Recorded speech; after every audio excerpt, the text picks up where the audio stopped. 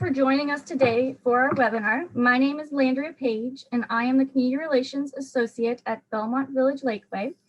Belmont Village Senior Living is the leading provider of assisted living and an award-winning memory care program. If you would like to learn more or have any additional questions or information about our Belmont Village Westlake Hills community or our Belmont Village Lakeway community, please don't hesitate to reach out to Jamie Smithson and or I. Today, our webinar is on creating connectedness while physically distancing, and it will be presented by Sue Wilson. Just a little housekeeping before we get started. If you have any questions during the presentation, please type them into the Q&A box in your control panel instead of the former chat feature that was offered on the other webinars. And any questions that are submitted during the presentation will be answered at the end. Now, without further ado, we will turn the webinar over to Sue Wilson. Our presenter today is the founder of 360 Elder Solutions. Sue is a licensed master social worker, a certified dementia care specialist, and a certified master trainer. She brings years of personal and professional experience helping family members and care professionals identify dementia care needs and develop individualized care solutions. Sue? Thank you, Landria. Thank you, Jamie. I'm pleased to be with you all today, and thank you all for joining us. As Landria said, I'm going to talk about different ways to connect with your residents and helping family members to connect in a way that is meeting the physical distancing requirements. And as Dr. Zagara said when she spoke on the 15th, there are a lot of reasons why the whole social distancing has become a problem for our residents. And much of it relates to social isolation. So what we're going to talk about today is really the whole notion of physically distancing, but staying socially connected. And depending on the policies within your facilities, how you implement that is going to be a little different. But as Dr. Zagara said, social isolation can be a serious problem and lead to all of us being at greater risk for depression, unrecognized memory problems, malnutrition, poor health, and medical emergencies. Why is staying connected so important? Well, physical well-being, emotional well-being, social, physical, psychological, engaging activities. As Natalie Davis once said, everything is beautiful when we are doing what we love. And our job as activity professionals, social workers, and family members is to discover and enable what people love to do, no matter if they're living with dementia, without, or if they're living in the community or in a care setting. Our focus today is going to be on really working with and helping families and staff engage and stay connected with individuals living in long-term care settings. And now we're going to be able to, according to the governor and the CDC, be able to have some more in-person visits. And residents are asked to identify a couple of family members or friends who will be designated as essentials. And they can now come on site and actually schedule a visit with the resident one at a time. So yay, it's great to be able to see some of that opening up. And, you know, I'm sure the policies at particular homes vary at this point, depending on the presence or absence of COVID. But I'm very happy to say and to share some ways that even if residents cannot actually have visitors come into the home to see them, there are so many, everything we're going to talk about basically can be adapted for both in-person and distant visits. I've seen over the last, gosh, how many months, most of a year, we've seen the activity professionals, recreational therapists, and staff of homes offer such creative ways to engage residents and keep them able to see at least their family members through open and closed window visits, through outside visits, car parades. I mean, how many wonderful car parades? And I've seen situations where I believe it was in Round Rock, one of the homes had Matthew McConnell calling out over the intercom, bingo. So, how fun is that? So, knock, knock, who's there? That's our title for today. And basically, it's orange. Orange who? Aren't you glad to see me? Well, what if they don't seem happy to see you and you were one of their designated visitors? What could that be? Is there some emotional baggage they're carrying? Or are they just wondering why you didn't come before and they couldn't understand why you didn't come before? Perhaps they never really understood why you weren't coming in the first place. So there's a lot of reasons why people may be a little hesitant to welcome their designated family members. And this is going to be especially true with residents and individuals living with dementia and who are less apt to have adapted and to understood why the facility practices, care practices had to change. And in some places, they had to change more than in others. So, what is the family expecting? How can we facilitate and enable a positive family, exciting family visit? It's going to start with the staff helping the family members know what to expect and also helping the residents know what to expect.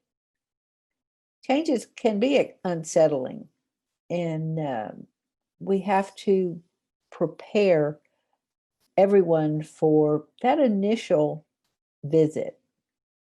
And one of the things that I've found over the years really helps is when family members and friends who come on site to visit wear a name badge.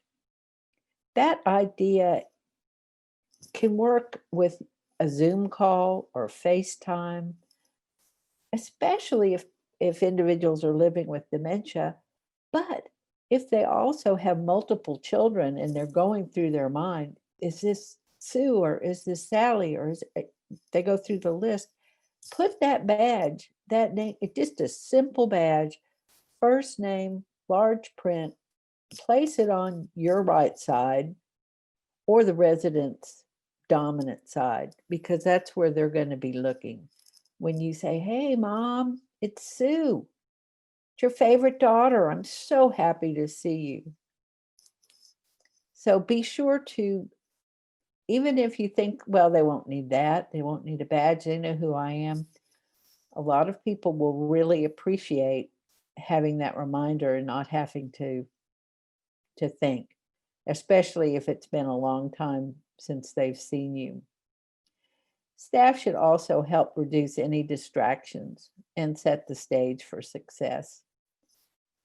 And one of the things that, in addition to having a badge on, and it's really just a simple stick-on name badge, help family members, especially when they're visiting in person, understand that their approach really matters.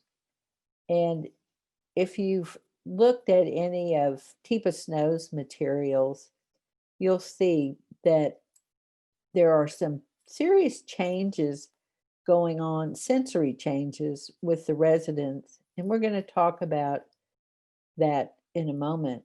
But help the family understand, or the friend understand, that approach matters, that you want to approach the resident, the individual, your loved one, from the front and get into their field of vision. It's so scary just for somebody to approach from behind, or if somebody has dementia or is very aged without dementia, their field of vision has narrowed.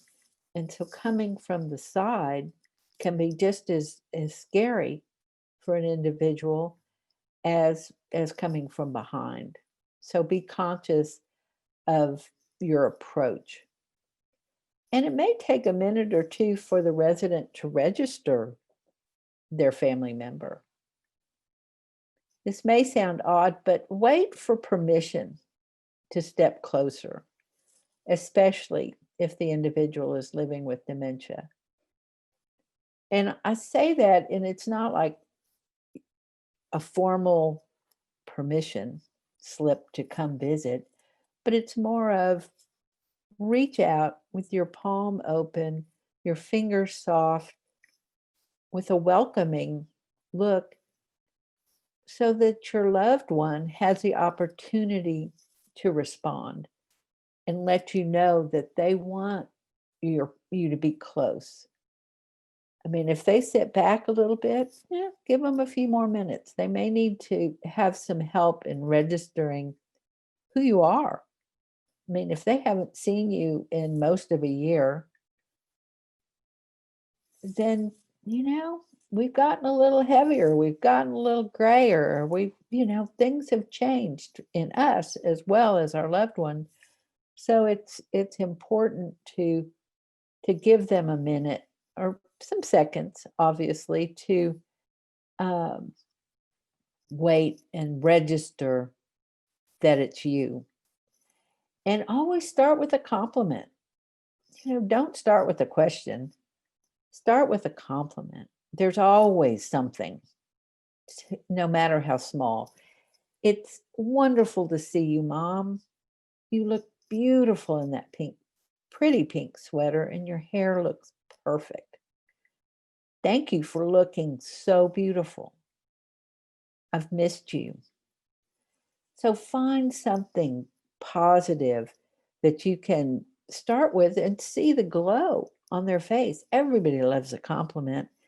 And just take a moment to make a connection. And with some people, it's going to be much easier than with others.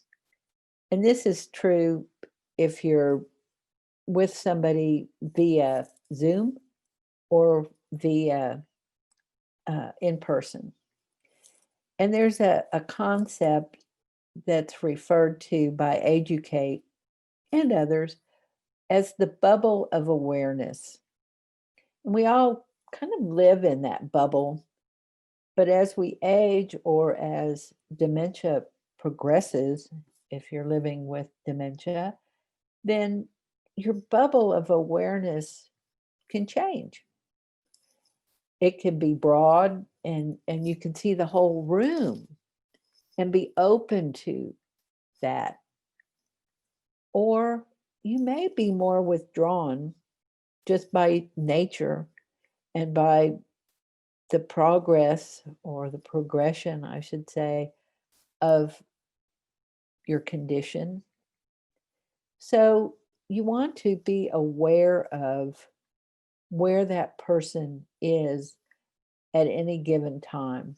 So when you make that initial contact after some months, then be aware and think of something that you can bring with you as a way to make that initial connection, whether it's a soft cloth or some kind of a stuffed animal or a shawl of some sort. I think we all have something that we know we really are comforted with. And so you want, or that you can fiddle with.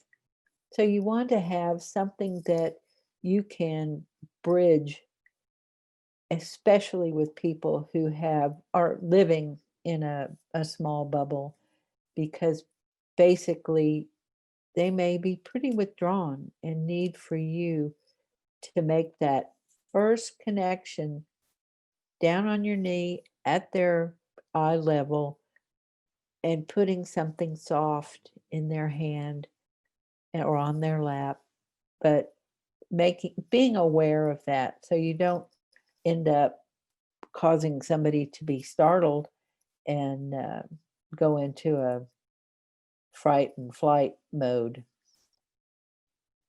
And watch for their verbal and their nonverbal responses.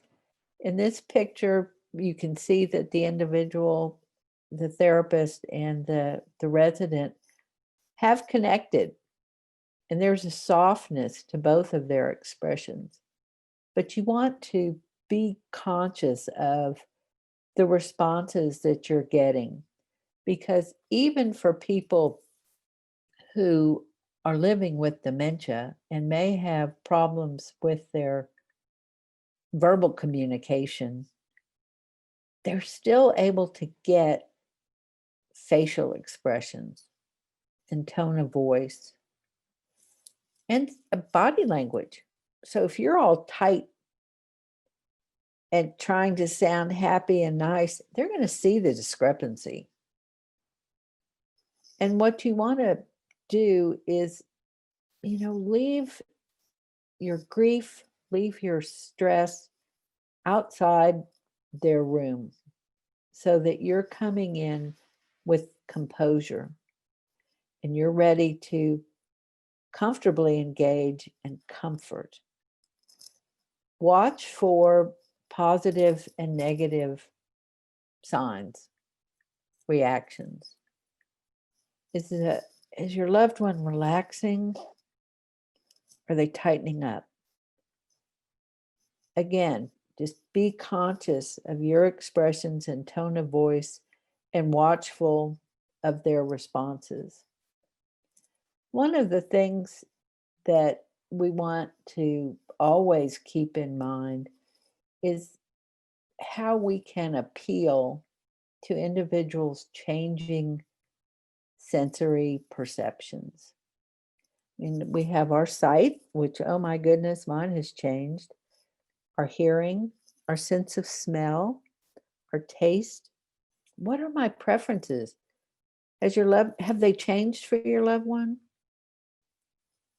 And touch. It's a matter of what you feel when you touch and what it feels like to have something touch you.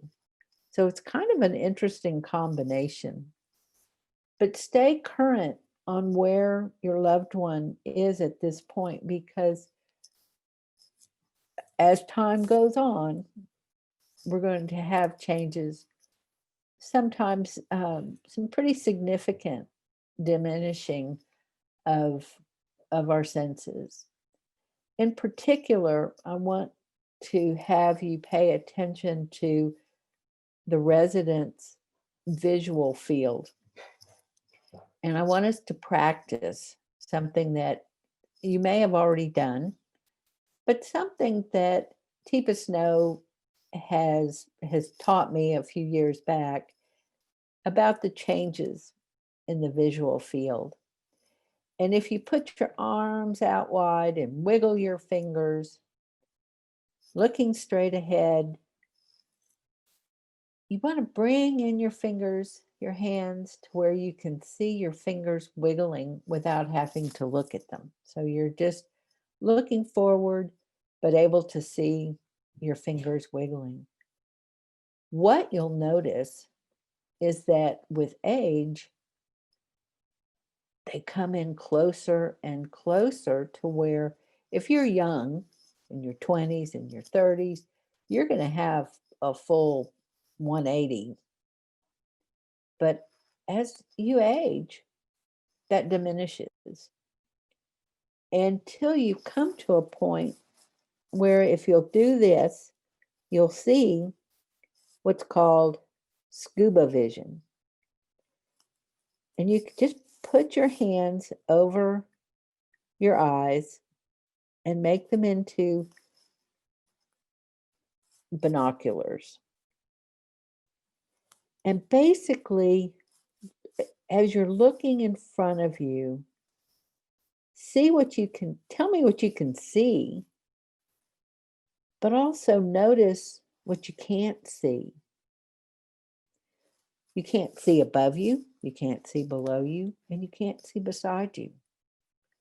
So if your field of vision, if you're well into your 80s, or you're younger than that, but have dementia, you're going to be limited in your scope. And that's why it's so critical for us to all be aware.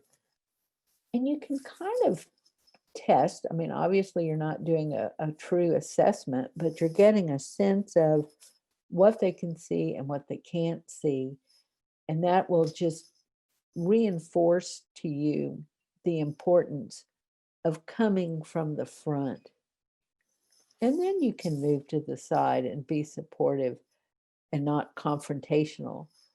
But initially, to get that initial connection, you want to be within that field of vision, whether it's small or whether it's large. Just adjust your approach to be appropriate to their vision. Hearing, we can hear, probably some people can hear just as well as they ever could. But as they age, they may not process as quickly.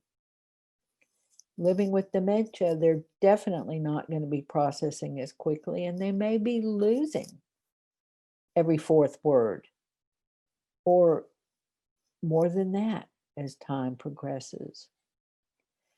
And preferences for smell and taste certainly change. What might have been their favorite, I don't think I want that anymore. So it's a good time to bring spices, to bring scents that you can help the individual to enjoy or not. Learn what they don't care for. Is chocolate still a favorite or I don't think so. But that's kind of an ongoing thing you need to be tuned into. And again, as we talked about touch, we're going to spend a little more time talking about touch because I want you to be able to come away with the ability to use a little touch in your daily practice with residents, but also to show this approach to family members who might be able to spend some time, expressing comfort and connection with their loved one using touch.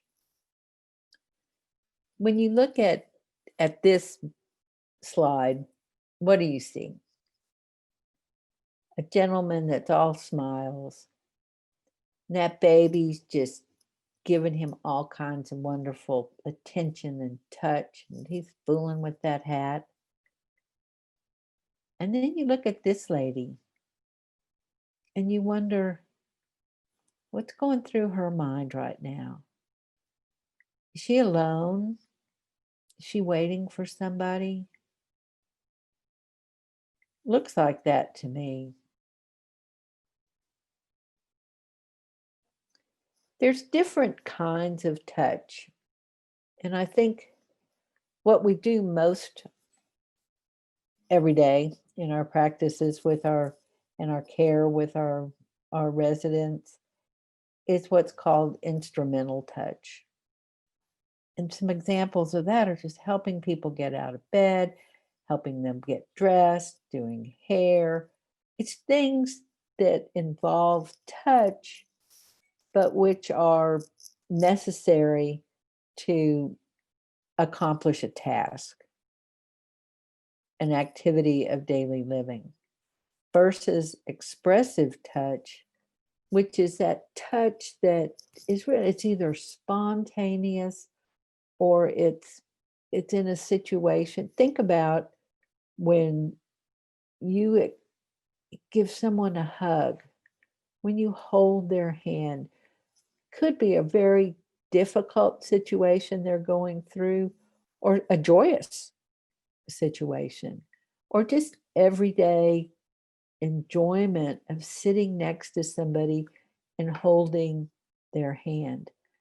That's the kind of touch that reduces cortisol, reduces stress, and reduces pain.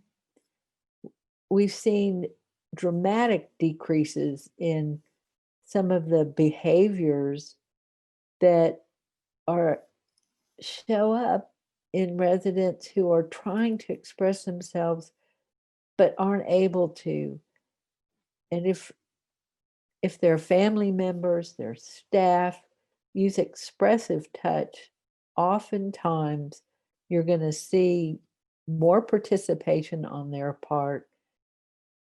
Actually, when we've used compassionate touch in nursing homes across a variety of states, we've been able to show a decrease in acting out some of the challenging behaviors that you see, and even reductions in the use of medications, antipsychotic medications. It's just amazing, and it's helping someone get past the feelings of aloneness, isolation, and it's a tool that we're going to practice in a few moments. And also, I've included some links to get more information and more training on compassionate touch in these slides. Compassionate touch is referred to as skilled touch. It's not massage, and it's not, body work. It's skilled in the sense it's not Medicare approved skilled, but it's skilled in that you've learned it, you've practiced it, and it's effective. And there's 3 approaches that are really quite comforting. And we're going to practice I'm going to have a demonstration of the hand technique. It can be used easily with residents who are sitting in a chair, could be a wheelchair, could be another chair, or they could be laying in bed as the person is in the photograph.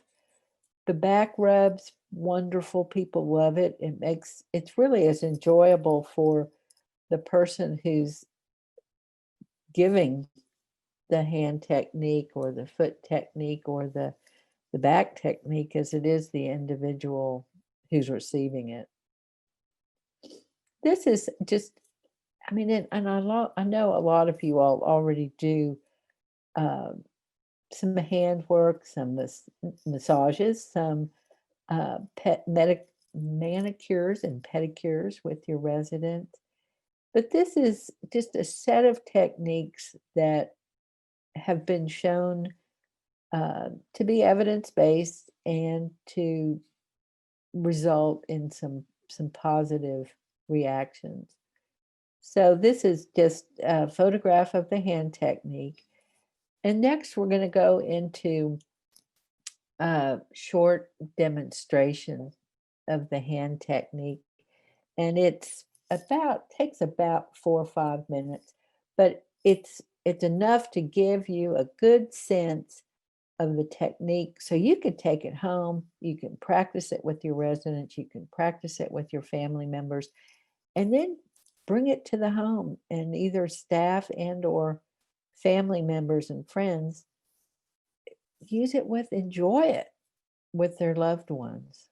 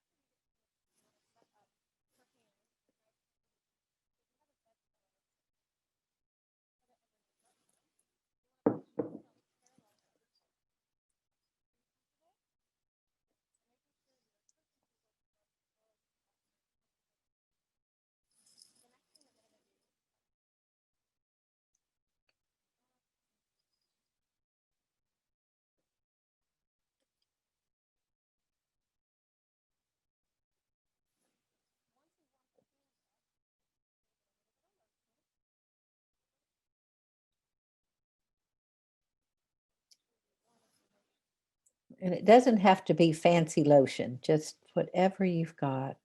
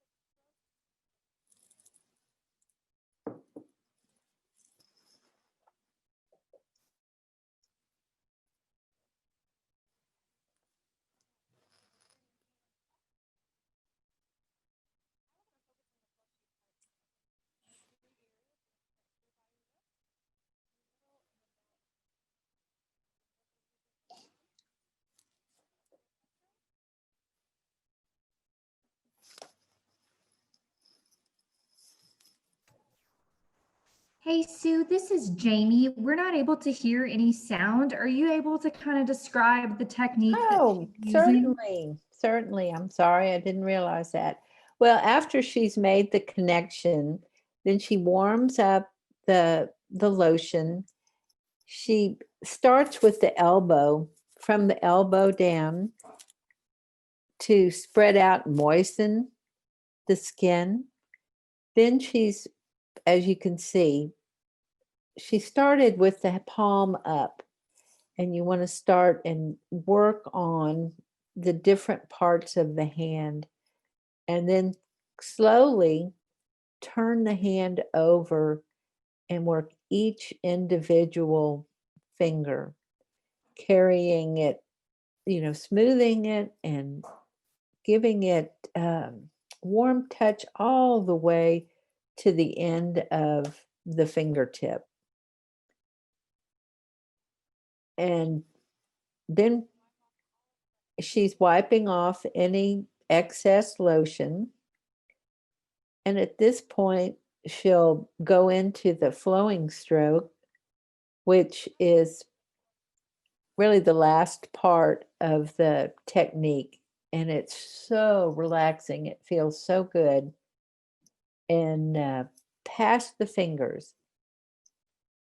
And she's straightening out her blouse and then gonna go all the way down her arm 5 or 6 times.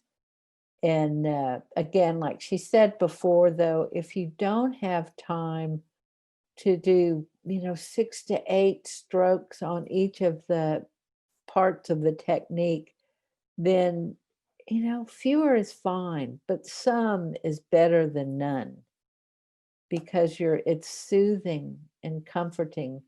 And if you can look at Margie, the resident, you can see that her expression was more relaxed.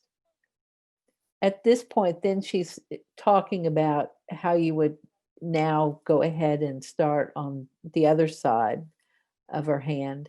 And now we're going to see the same technique, but with an individual who's lying in bed. But before she left, she said goodbye and she thanked the resident so that she was consciously disconnecting. Now, this resident is not particularly expressive, but Bailey, the young woman doing the demonstration, is showing how to position the person and warm those hands.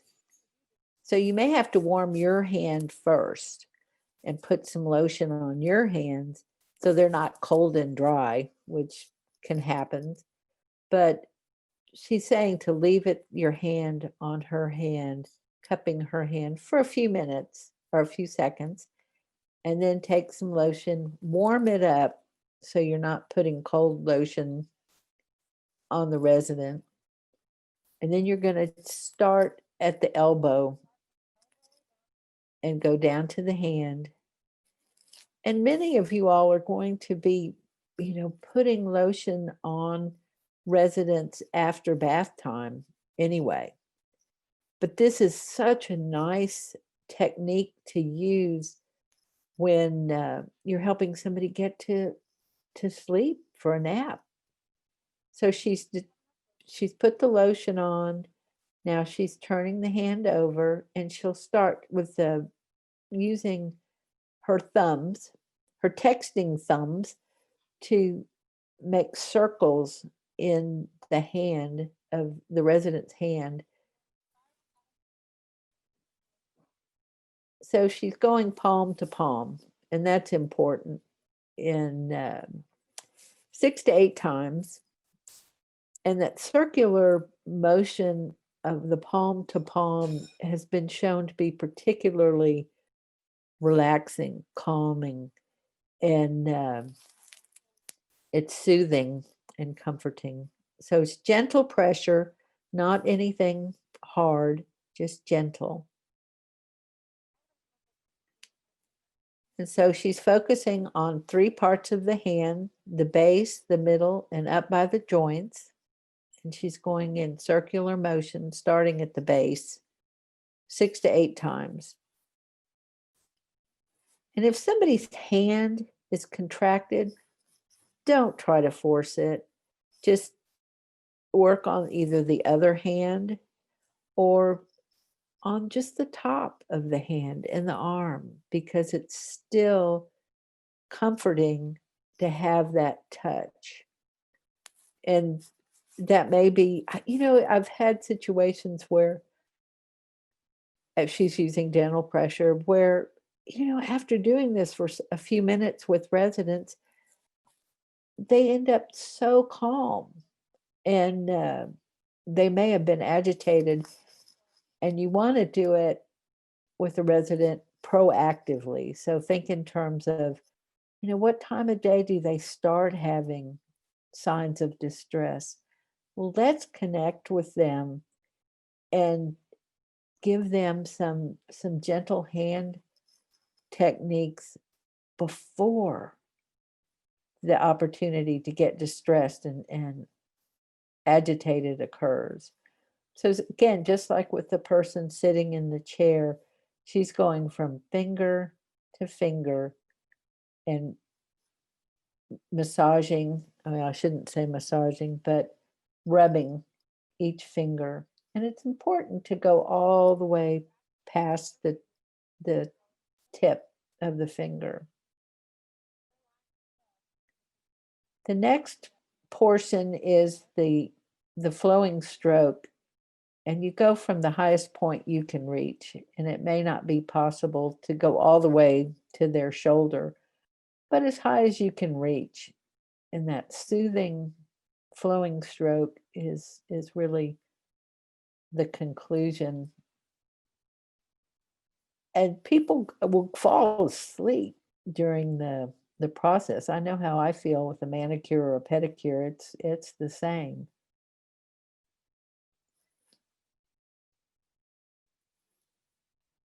And it doesn't have to be complicated. I mean, it's, as you can see, it's really very gentle and comforting. And it may be that for a family, it would be family member a great way to finish a visit before they leave. So the next step would be to do the other side, or if they're asleep, just thank them and tell them to enjoy their rest and be on your way. I'm sorry you couldn't hear her go through it, but thank you for letting me know. So these are just some examples of practicing with staff at homes that we were teaching the technique with. And it's important to set them up in a comfortable position and for staff to just enjoy it and take the moment to engage with the resident. So you're using a combination of skilled touch and presence, compassionate presence. So you're all in for the moment with that resident. So that's a technique, and I've got a link to the CADDCT website for more information on compassionate touch. They have a really easy to read and easy to understand white paper on compassionate touch. And I really highly recommend you look at it and get what you can from it. If your home is interested in more training, they can work with you and offer some online training as well as certification. But what I want to make sure is that what we're covering today is effective for in-person and distance visits. So one of the things that staff can help families with is to minimize distractions.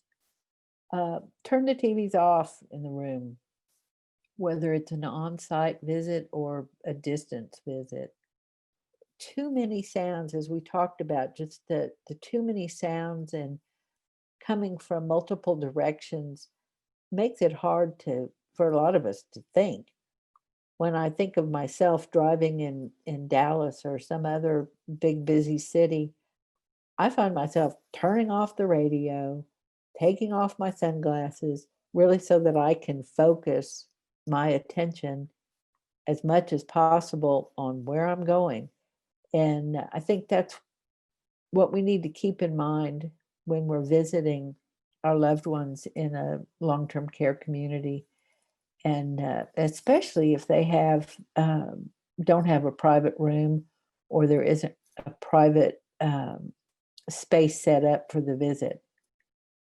Plan visits with the resident's needs and schedule in mind. Help the family to know when the resident is at their best, because that's when it would be great if they can come and visit. Keep engaged and up to date on an individual's changing abilities and conditions. Be sure to let visitors know what they can bring, what they can't bring.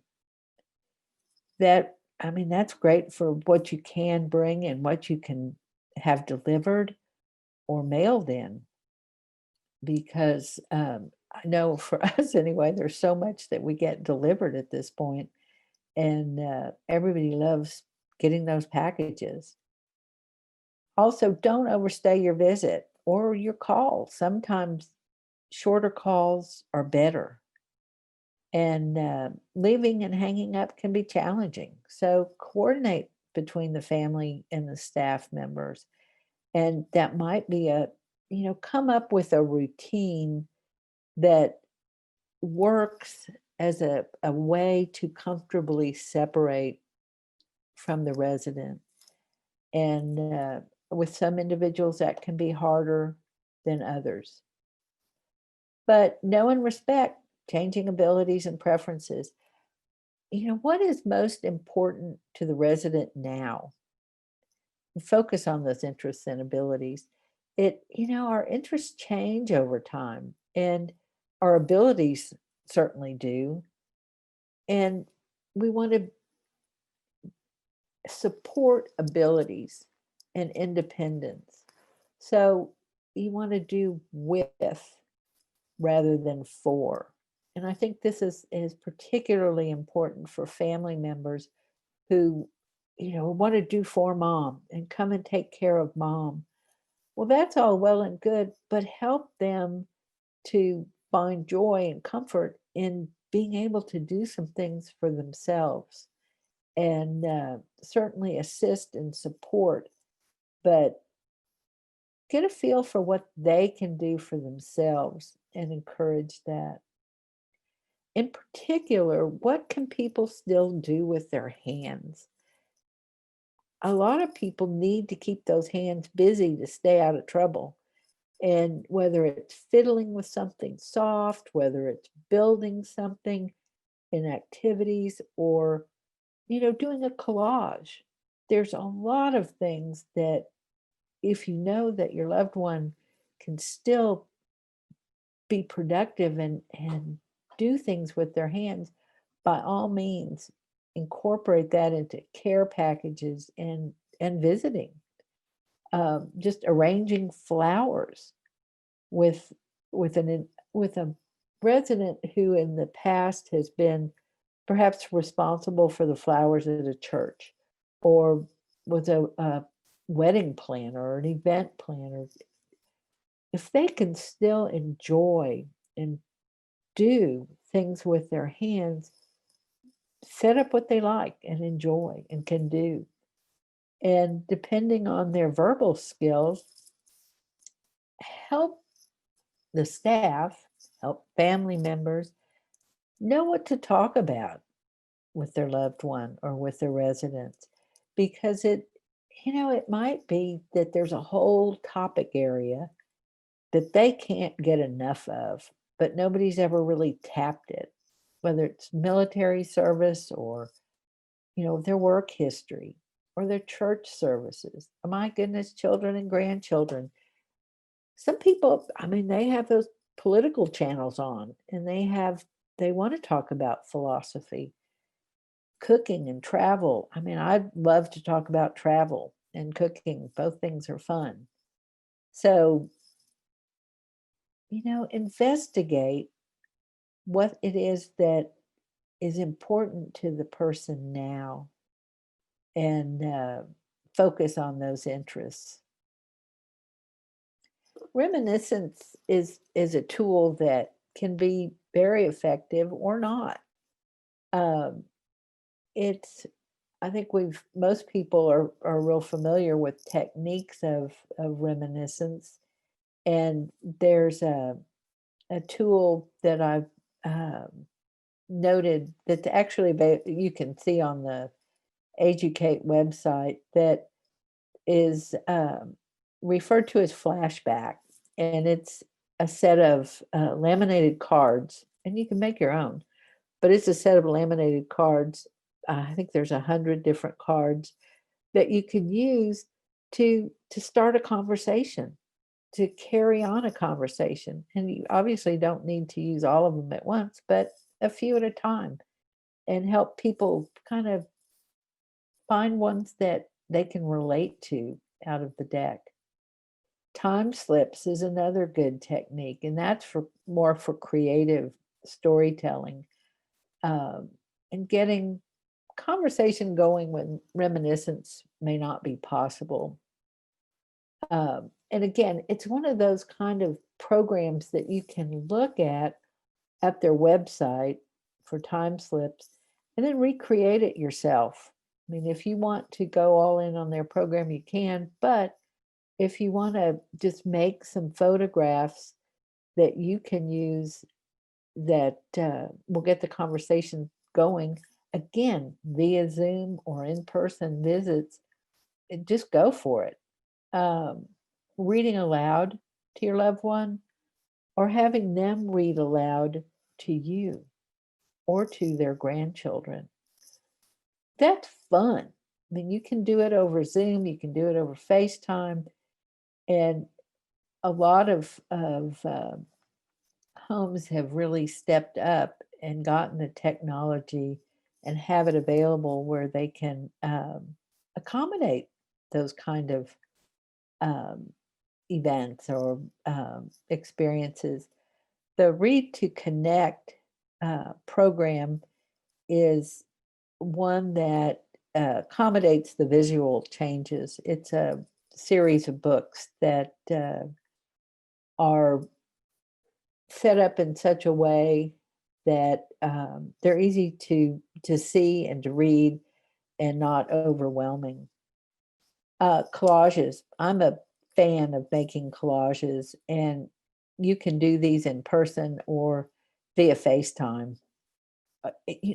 Just mail the supplies and make the collages together with when you're at home and they're in their room or at the home, the community. Pray with the resident. That can be very comforting for all involved. Singing phone calls. It's not just for birthdays. So I don't sing well, but I can hum. And trial and error here. People usually continue to have a sense of rhythm and rhyme throughout aging and throughout all the phases and stages of dementia. So find find a way to connect. If words aren't working, people can remember songs, especially ones that they grew up with. Rummage boxes, we see those being used, and again, you can send treasures to your resident, your loved one, or bring them. They're great for starting conversations. And of course, whatever your policy is on receiving mail and letters and cards, the thing that's so nice about cards is you can you don't have to say a whole lot to express your love and your feeling for your family member. And it's something that they can look back on. They can put in their bag or on their dresser, table beside their bed, and look at regularly. I mean, get a bunch of cards, you get a little box, and go ahead and address them. Write them out, and then send them once a week to your loved one. And include photos and drawings, but games and snacks. And the care community should certainly let the family know what might be needed and what is enjoyed, and so we can include it in our care packages. As I mentioned, Flashback, it's an interactive life engagement activity, and that's the one with the 100 cards. And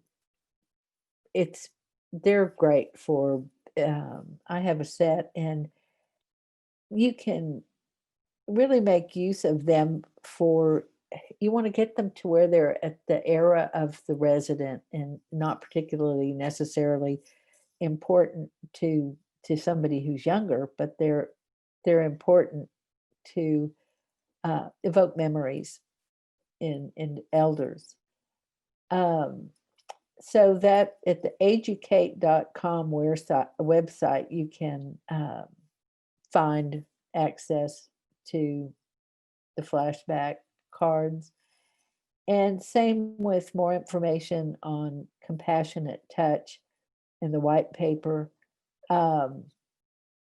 reading to connect as well. It just books that compensate for the challenges of individuals living with cognitive changes. And I think as activity professionals and social workers, a lot of us have already learned that we have to accommodate larger print for our residents and fewer words on the pages so that it's not overwhelming. But remember, whether on site or on Zoom, please be aware of the schedule at the home care community and respect the routine and mealtime. I think one of the things that I've heard a number of times is, the resident wasn't that excited to see me. And oh, it was partly because it was conflicting with mealtime or bingo. And both of those things are part of the routine that the resident has been comforted by and is basically dependent on at this point. So keep that schedule in mind. Again, approach and reach out in a way that you can see that the individual is responding and wants you to come closer. And to wrap up, the resident is the priority of all visits and interactions. Approach matters, go slow. And if the experience is meaningful and enjoyable for the resident, you are most likely to meet their needs, reduce stress, and give comfort. And as needed, family members should be advised by the staff on how to access the local Alzheimer's organizations, the area agency on aging, and any support groups that are related to the conditions that their loved one may be living with. I have a lot of free resources on my website that are available to download. There's links and information on training and consulting. But my number is there too, if you'd like to call or email me with questions. I'd be happy to respond. Landry, I know I've gone right at 2:00, but if there's any questions, please let me know. I don't see any questions in the question box. Okay. But I think that's everything. Is there anything else that you wanted to cover?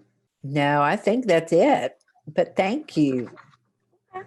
Well, thank you, everyone. We appreciate you being here.